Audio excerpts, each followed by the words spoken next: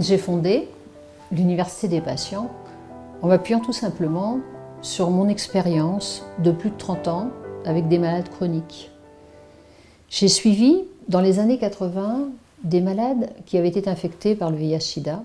Je me suis alors aperçue, en accompagnant ceux qui commençaient à survivre dans les années 96, grâce aux trithérapies, que la promesse thérapeutique, si forte, si émouvante soit-elle, faite à un être humain, n'est pas suffisante. Car comme le disent souvent les malades, avoir des traitements, c'est bien, mais il faut pouvoir inventer la vie qui va avec.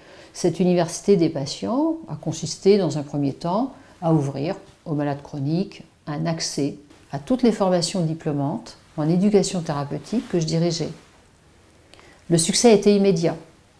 À ce jour, en 2013, ils sont 75 à avoir suivi jusqu'au bout l'un de nos cursus. L'Université des patients propose des formations courtes de 40 heures, un diplôme universitaire et un master en éducation thérapeutique. Certains malades étudiants, ayant déjà obtenu leur master, ont intégré les écoles doctorales. Ces malades viennent étudier pour plusieurs raisons. Ils peuvent être orientés par leurs associations et de fait, le suivi d'un cursus diplômant valide et légitime ce qu'ils font déjà et renforce aussi leur association. Des malades ont tout simplement envie d'exercer un nouveau métier dans le champ de l'éducation ou de la formation des adultes. D'autres ont simplement envie d'étudier et de se former au sens où l'éducation et la formation tout au long de la vie font partie des offres disponibles pour tout citoyen. Comment entre-t-on à l'Université des patients?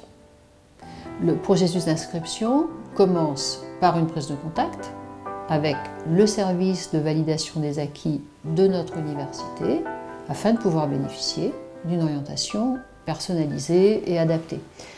L'accès des malades à l'université est bien entendu facilité par un système de bourse rendu possible grâce au mécénat, aux dons et aux subventions.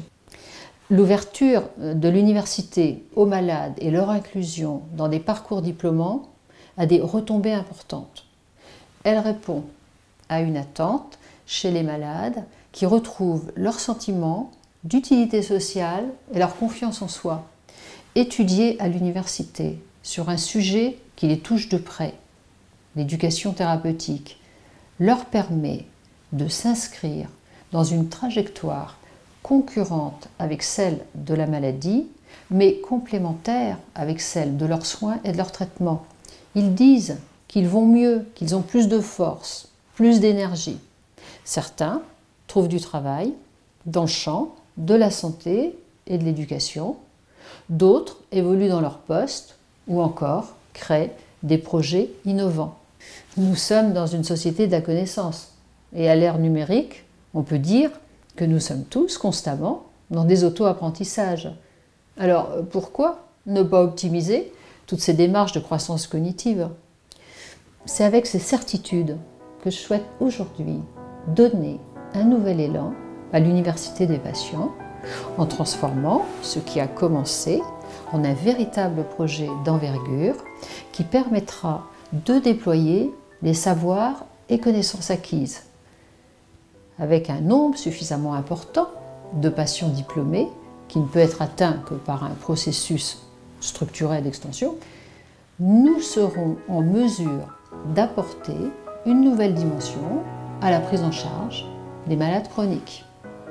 Tout en poursuivant mon métier d'enseignante, c'est à ce projet de développement que je compte m'atteler dans les mois qui viennent.